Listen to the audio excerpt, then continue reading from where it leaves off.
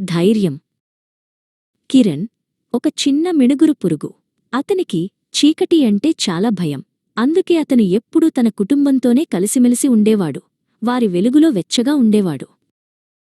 ఒక రాత్రి మిగతా మిణుగురు పురుగులు ఆడుకుంటుండగా కిరణ్కి ఒక చిన్న ఏడుపు వినిపించింది.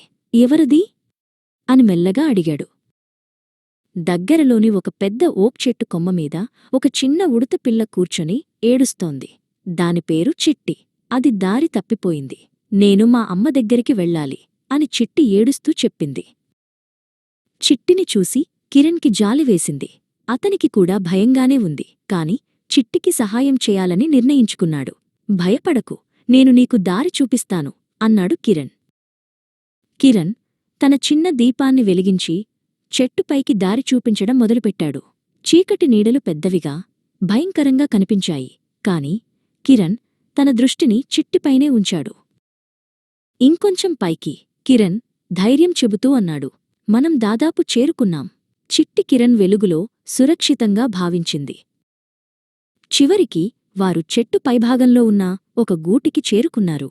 అక్కడ చిట్టి తల్లి ఆతృతగా ఎదురుచూస్తోంది. ధన్యవాదాలు, చిన్న మిణుగురు పురుగు అని చిట్టి తల్లి కృతజ్ఞతతో చెప్పింది. చిట్టి కూడా సంతోషంగా తల ఊపింది.